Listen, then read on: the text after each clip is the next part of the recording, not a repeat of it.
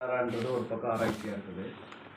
கடவுள் இருக்கிறாரா, கடவுள் இல்லை, இருக்கிறாருன்னா எங்கே இருக்கிறாரு அப்படிங்கிறது ஒரு பக்கம் இன்றைக்கு வரைக்குமே இந்த உலகத்தில் மனிதன் தோன்றிய காலத்திலிருந்து இன்றைக்கு வரைக்குமே இருக்கக்கூடிய ஒரு கருத்து. இன்னொரு பக்கம் கடவுள் இருக்கிறாரு, ஆனால் பரலோகத்தில் இருக்கிறாரு, இல்லை வைகுண்டத்தில் இருக்கிறாரு, இல்லை கைலாசத்தில் இருக்கிறாரு, சொர்க்கத்தில் இருக்கிறாரு, இல்லை எங்கள் சர்ச்சில் இருக்கிறாரு, எங்கள் கோயில் இருக்கிறாரு, எங்கள் மசூதியில் இருக்கிறாரு, இப்படி.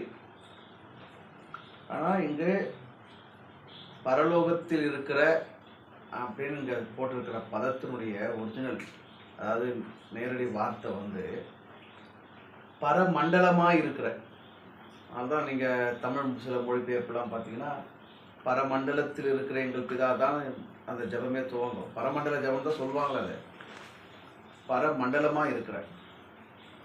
இந்த பரமண்டலம்ங்கிறத நீங்கள் ஆங்கிலத்திலே இதை நீங்கள் படிச்சீங்கன்னா ஃபாதர் ஹூ இஸ் இன் ஹெவன்னு சொல்லுவாங்க. சரியா? பரலோகன்றது ஒரு இடம் கிடையாது. அது எதனுக்குள்ள எல்லாம் இருக்குதோ அதுக்கு பேர் பரலோகம், எதனுக்குள்ள எல்லாம் இருக்குதோ அதுக்கு பேர் பரமண்டலம். ஸோ எல்லாம் எதனுக்குள்ளே இருக்குது அப்படின்னும் போது, இப்போ நாம் நாகர்கோவில் மார்த்தாண்டத்தில் இருக்கிறோம். இந்த மார்த்தாண்டம் எங்கே இருக்குது? கன்னியாகுமரி மாவட்டத்தில் இருக்குது. கன்னியாகுமரி மாவட்டம் எங்கே இருக்குது? தமிழ்நாட்டில் ஒரு மாவட்டமாக இருக்குது. தமிழ்நாடு எங்கே இருக்குது? இந்தியாவில் ஒரு மாநிலமாக இருக்குது. இந்தியா எங்கே இருக்குது? ஆசியா கண்டத்தில் ஒரு துணை கண்டமாக ஒரு நாடாக இருக்குது. ஆசியா எங்கே இருக்குது? உலகம்ங்கிற இந்த நாடுகள் 5 கண்டங்களில் ஒரு கண்டமாக இருக்குது. உலகம் எங்கே இருக்குது? இந்த பூமியில் இருக்குது. பூமி எங்கே இருக்குது? சூரியன் என்கிற அந்த குடும்பத்தில் ஒரு கோளாக இருக்குது. சரி, சூரிய குடும்பம் எங்கே இருக்குது? அது ஒரு பெரிய நட்சத்திர குடும்பத்தில் ஒரு சின்ன குடும்பம் இருக்குது. சரி, அந்த நட்சத்திர குடும்பம் எங்கே இருக்குது? இப்படியே நீங்கள் தேடிட்டு போனீங்கன்னா எல்லாம் அண்ட சராசரம்னு சொல்கிறோம் தானே. இந்த அண்ட சராசரம்னு சொல்கிற அனைத்தும் எதனுக்குள் இருக்கிறதோ அதற்கு பேர் பரமண்டலம், அதற்கு பேர் பரலோகம். ஸோ பரலோகன்றத நாம் குறைச்சி மதிப்பிடக்கூடாதுன்னு முதல்ல புரிஞ்சுக்கணும். இயேசுநாதர் சொல்கிற பரலோகங்கிறத குறைச்சி மதிப்பீடு செய்யக்கூடாது. மதம் இந்த பரலோகன்றதை எப்படி குறைச்சி மதிப்பீடு செய்ய வச்சிடுச்சு அப்படின்னா, இந்த பூமியில் வாழக்கூடிய மனிதர்கள் மத ரீதியாக இல்லை இயேசுவை ஏற்றுக்கொண்டு ரட்சிக்கப்பட்டு ஞானஸ்தானம் எடுத்து பரிசுத்தாவி பெற்று அந்நிய பாஷை பேசி அபிஷேகத்தில் நிரம்பி அவங்க தசமபாகம் கொடுத்து ஒழுங்காக சர்ச்சைக்கு போய் ஊழியம் பண்ணி ஆத்மாதாயம் பண்ணி இதெல்லாம் பண்ணால் அந்த ஒரு சின்ன கூட்டம் போய் உட்கார்ற இடம் பரலோகன்ற எண்ணத்தை கொடுத்துட்டாங்க. அதனால் என்னாச்சுன்னா, அதனுடைய முழு பார்வை இருக்கு இல்லையா, பரமண்டலம் பரலோகம் என்பதை பற்றிய முழு பார்வை நமக்கு இல்லாமல் போச்சு. அதனால்தான் பரமண்டலத்தில் இருக்கிற எங்கள் பிதாவே அப்படின்னு சொல்லும்போது அந்த பரமண்டலத்தை பற்றிய பார்வை நமக்கு குறைவுபட்டு போனதுனால பிதாவை பற்றிய பார்வையும் குறைவுபட்டு போச்சு. பொதுவாக நமக்கு எங்கே இருக்கிறாங்கன்றதை பொறுத்து தான் அந்த ஆளை மதிப்பீடு செய்வோம். அவர் எங்கே இருக்கிறாரு, எங்கே தங்கியிருக்கிறாரு, எங்கே வசிக்கிறாரு. இங்கே நம்ம கேட்போங்களே, நீங்கள் எங்கே நிற்கிறீங்க, எங்கே இருக்கிறீங்க, நீங்கள் எங்கே தங்கியிருக்கிறீங்க, எதை சேர்ந்தவங்க, இதெல்லாம் பின்னணி எங்கே இருக்கிறாங்கன்றது. அப்படி கடவுளை பற்றிய ஒரு பின்னணியே நமக்கு குறைவான மதிப்பீடாக இருக்கிறதுனால கடவுளும் நம்ம பார்வைக்கு ஒரு குறைவான மதிப்பீடாக தான் இருக்குது. அதுதான் அவரை பரலோகன்ற இந்த பிரபஞ்சத்தில் ஒரு இடம், அந்த இடத்துக்கு பேர் பரலோகம். அந்த இடத்துல அவரை உட்கார வச்சோம். ஆனால் இந்த பிரபஞ்சமே அவருக்குள்ள தான் உட்கார்ந்து,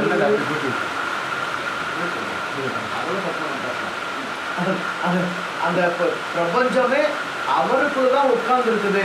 அவருக்கு வெளியே, அவருக்கு அப்பாற்பட்டு, கடவுளுக்கு அப்பாற்பட்டு எதுவுமே இல்லைங்கிறது தான் இயேசு கொடுக்க விரும்புகிற அந்த சிந்தனை. அதான் இயேசு கொடுக்கணும். அனைத்தும் அவரிலிருந்து சொன்னார் இல்லையா, சகலமும் அவர் மூலமாய் உண்டாயிற்று, உண்டானதொன்றும் அவராலே அல்லாமல் உண்டாகவில்லை. யோவான் 1:2 1:3 தானே. யோவான் 1:3 ஆதியிலே வார்த்தை இருந்தது, அந்த வார்த்தை தேவனிடத்தில் இருந்தது, அந்த வார்த்தை தேவனாக இருந்தது, சகலமும் அவர் ஆதியிலே தேவனோடு இருந்தார், சகலமும் அவர் மூலமாக உண்டாயிற்று, உண்டானது ஒன்றும் அவராலே அல்லாமல் உண்டாகவில்லை. அப்புறம் அர்த்தம், படைப்புகள் எதெல்லாம் சொல்றோமோ, அது பிரபஞ்சம் எதெல்லாம் சொல்றோமோ அதெல்லாம் அவருக்குள்ளிருந்து வந்தது. அப்போ அவருக்குன்னு சொல்ற இல்லையா, அதனுக்குன்னு சொல்ற இல்லையா, அதுக்கு பேர் தான் பரலோகம், அதுக்கு பேர் தான் பரமண்டலம். பரமண்டலம் வந்து இந்த வியாபித்து இருக்கிற வெட்டவெளி. ஆனால் தான் வந்து ஓம்னி பிரசன்ட், எங்கும் நிறைந்தவர் கடவுள் சொல்றதுக்கு என்னன்னா, அவருக்குள்ளதான் எல்லாம் இருக்கு. அவருக்கு வெளியே ஒண்ணுமே இல்லை. கடவுளுக்கு வெளியே ஒண்ணு இருக்கவே முடியாது. ஸோ இந்த இந்த இந்த சிந்தனை அந்த காலத்துல, இயேசு வாழ்ந்த காலத்துல யூதர்களுக்கு புரியவே புரியாது, எட்டவே எட்டாது. ஏன்னா அவங்க வந்து எங்களுடைய தேவன் யெகோவா எங்க இஸ்ரேல் ஜனங்களுக்கு நடுவுல வாசம் பண்றாரு, அவர் எங்க எருசலேம் கோயில தங்கியிருக்கிறாரு, எங்க பாளையத்தில் தான் அவர் இருப்பாரு, அந்நியர்கள் பாளையத்துக்கு கூட வரமாட்டாரு அப்படிங்கிற ஒரு குறுகிய கண்ணோட்டத்துல இருந்தவங்க. கடவுள் பற்றிய சிந்தனை அவருக்கு ரொம்ப ஒரு குலதெய்வ கண்ணோட்டத்துல இருந்தவங்க. அவங்க கிட்ட போய் கடவுள் எங்கும் இருக்கிறார் போது என்ன ஆகும், எல்லா ஜாதிக்காரனும் உள்ள வந்துடுவான், எல்லா இனத்துக்காரனும் உள்ள வந்துடுவான், எல்லா உயிர்களும் உள்ள வந்துடும், ஆண் பெண் எல்லாம் வந்துடுவாங்க. ஏன்னா ஒரு யூதனுடைய காலை ஜபமே, ஆண்டவரே என்னை பெண்ணாகவோ புறஜாதியானாகவோ நாயாகவோ படைக்காததற்காக உமக்கு நன்றி சொல்லுகிறேன்.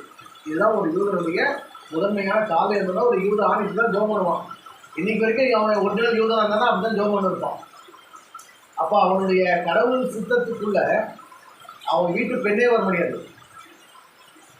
அவன் வீட்டு நாய் வர முடியாது, அவன் இனத்தான இல்லாம வேற இனத்தான் வர முடியாது. இப்படிப்பட்ட ஒரு குறுகிய கண்ணோட்டமுள்ள மக்களுக்கு இந்த கருத்து இருக்கு இல்லையா, பரமண்டலமா இருக்கிற பிதா, பரலோகத்தில் இருக்கிற பிதா, அவருக்குள்ளதான் எல்லாம் இருக்குது அப்படிங்கிற உணர்த்துக்கு தான் அவங்களுக்கு புரியுற மாதிரி எளிமையா சொல்றாரு. சூரியனையும் மழையும் பாருங்க, கடவுளை காட்டுறதுக்கு இயேசு பயன்படுத்தின கருவி சூரியனையும் மழையும் பாருங்க. இப்போ நாம கிறிஸ்தவங்க பொதுவாக, நான் ஒரு காலமாக 25 வருஷமா பாஸ்டராக இருக்கேன். கடவுளை காட்டணும்னா மக்களுக்கு என்ன சொல்லுவோம், பைபிள் படிக்கன்னு சொல்லுவோம், பைபிள் படிக்கன்னு சொல்லுவோம்.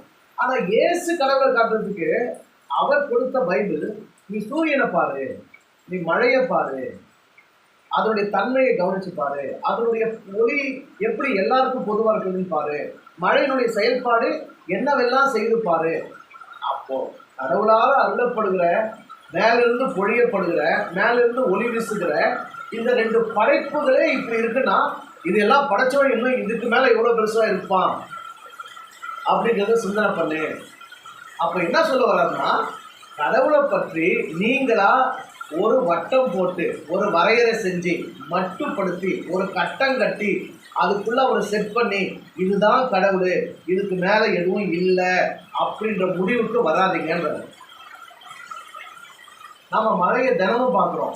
இந்த மழை இந்த மண்ணில் பொழிஞ்சா இது என்னென்ன விளைவை உண்டாக்குதுன்னு நம்மளால ஒரு ஆராய்ச்சி பண்ணி ஒரு தீசிஸ் ரெடி பண்ண முடியுமா?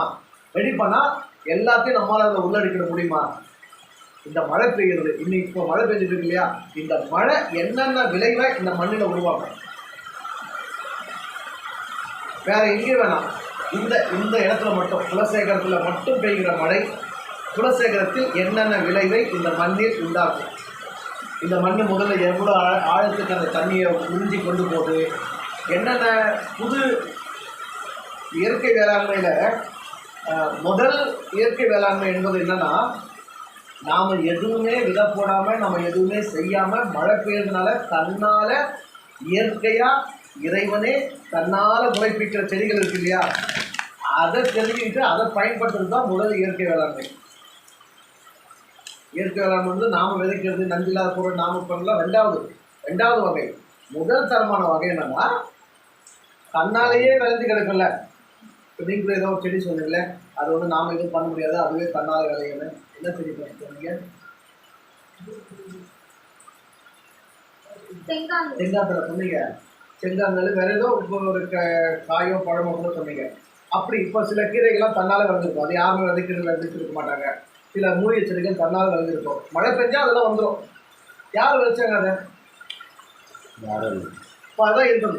இப்படி ஒரு ஒரு இடத்துல மழை பெஞ்சா அந்த மண் அதை எவ்வளோ உள்வாங்குது, என்னென்ன இயற்கையாக அது தன்னாலேயே விளைவிக்குது, ஏற்கனவே நம்மால் விளைவிக்கப்பட்டவைகளுக்கு எவ்வளோ ஒரு நீர் பாய்ச்சலை கொடுக்குது, அதுக்கு என்ன பேதம் இருக்குது?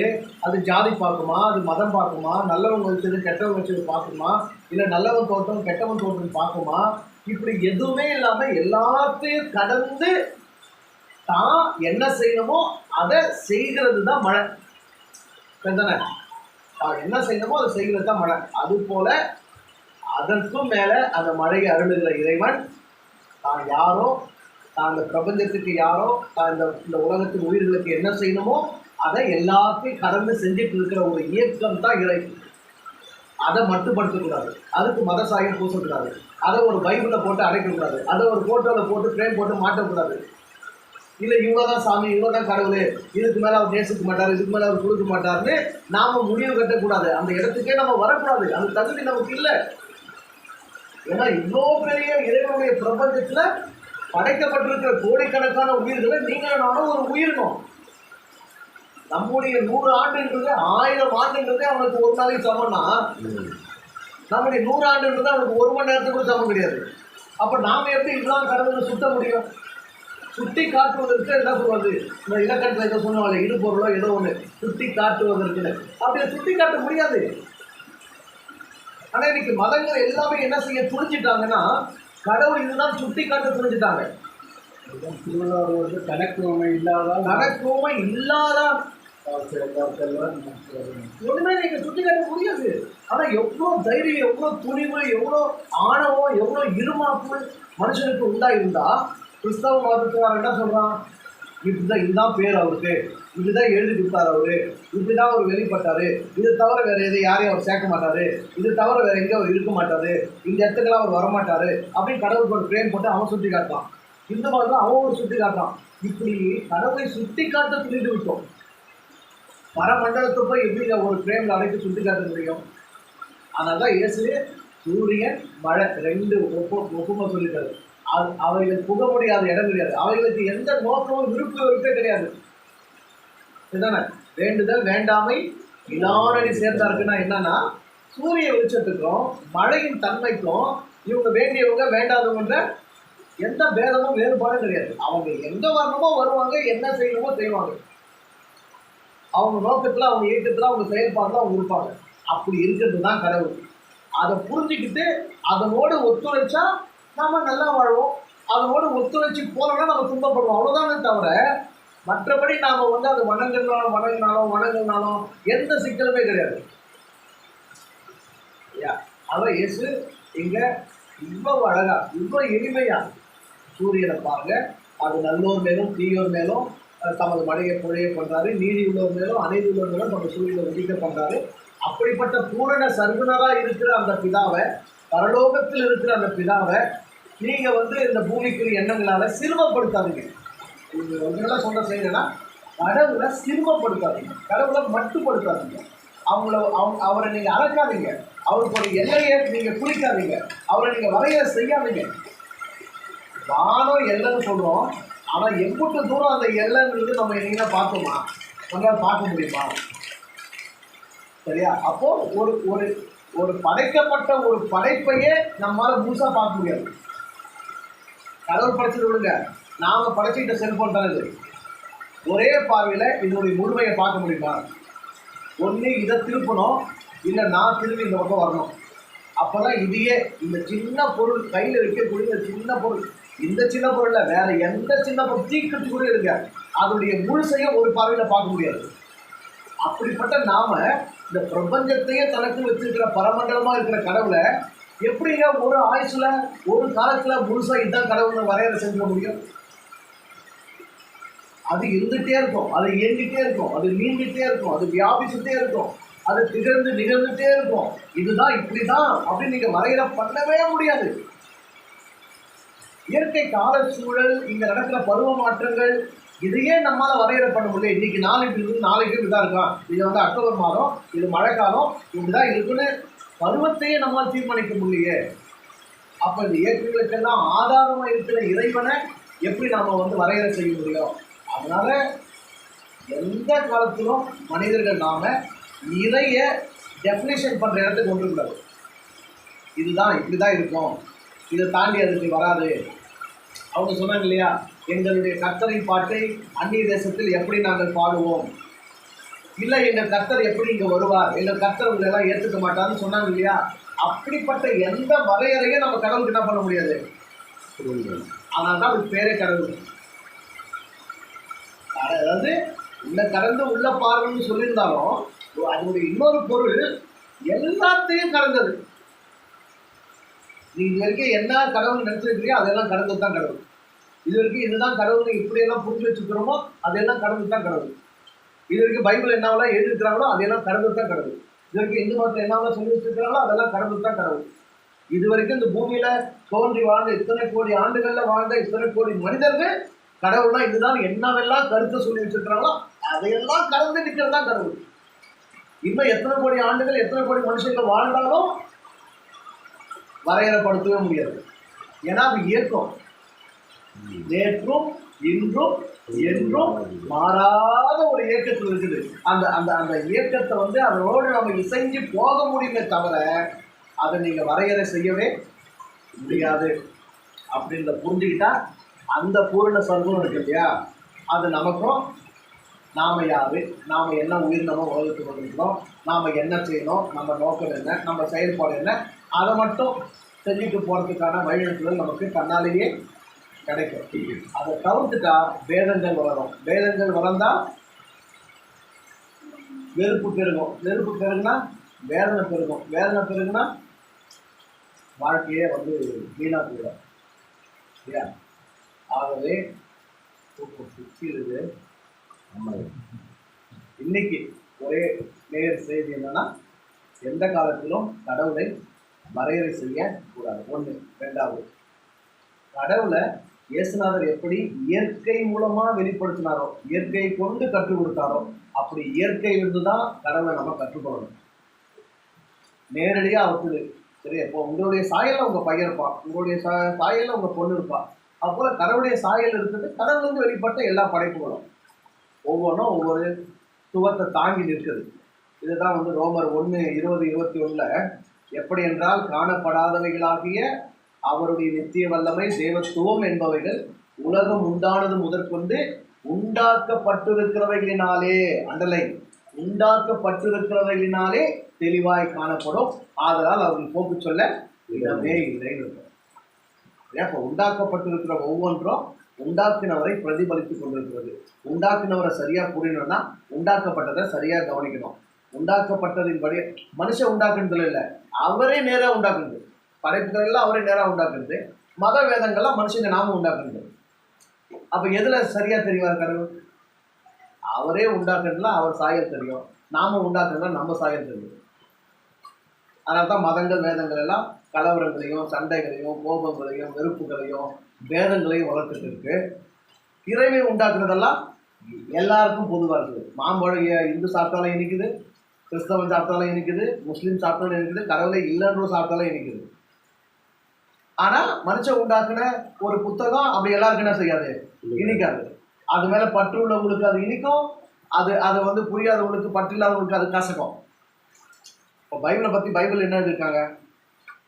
அது நாவுக்கு மதுரமானது, தேனிலும் சுவையானதுன்னு எழுதியிருக்காங்க. ஆனா அதே ஒரு கிறிஸ்தவ மதத்தை சாராதவனுக்கு பைபிள் எப்படி இருக்குது? கசப்பாயிட்டு சரியா? ஆனா படைப்புகள் ஒரு கீரை செடி உங்களுக்கு என்ன விட்டமின் கொடுக்குமோ அவனுக்காக தான் கொடுக்கும்.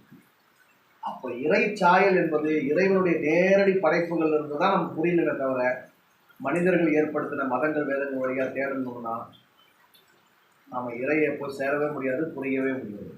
அதனால்தான் இயேசுநாதரே மழையும் சூரியனும் காட்டினாரு, காட்டு மலர்களை கவனிச்சு பாருங்கனாரு, பறவைகளை கவனிச்சு பாருங்கனாரு.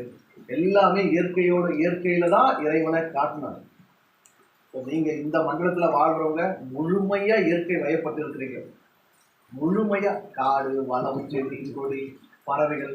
எங்களுக்கெல்லாம் இப்படி ஒரு காடு பார்க்கணும்னா பல கிலோமீட்டர் பயணம் பண்ணி போய் தனியா பார்த்தா தான் உண்டு.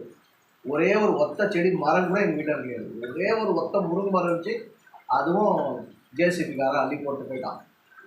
ஒரு எதுக்கோ பல்ல எடுக்க போகும்போது அதையும் சேர்த்து அள்ளிட்டான். அந்த ஒத்த முருங்கை மரமும் போயிடுச்சு. ஆனால் உங்களுக்கு முழு இயற்கை வயப்பட்டு வாழ்றீங்க. அதனால இறை உங்களுக்கு ரொம்ப நெருக்கம். இன்னும் இறை சாயலை ஒவ்வொரு மரங்கள் இருந்தும், ஒவ்வொரு செடிகள் இருந்தும், ஒவ்வொரு படைப்புகள் இருந்தும் அவருடைய தனித்தன்மையை தனித்துவமாக ஒவ்வொரு படைப்புலையும் எப்படி வெளிப்பட்டிருக்காருன்றது இன்னும் ஆழமாக புரிஞ்சிக்க முடியும், உள்வாங்க முடியும். அந்த பூரணத்தை நமக்குள்ள வளர்த்துக்க முடியும். அதுக்கான வாய்ப்பு இங்கே இருக்கிறவங்களுக்கு ரொம்ப அதிகமாக இருக்குது. அப்படிப்பட்ட வாய்ப்பு உங்களுக்கு அமையட்டும். வாழ்த்துறவங்கள இந்த வாய்ப்புக்கு இறைவனுக்கு நன்றிகளோடு முடிச்சுக்கிறேன். நன்றி. சொல்லலாமா? அப்படியே தவிச்சு நிற்கிறாங்க, தூக்க முடியல. நீங்கள் 2 பேர் புதுசாக கேட்குறீங்க, நான் பேசுகிறேன்னா இவங்க 2 பேர் இவன் போட மாட்டான், முடிக்க மாட்டான்.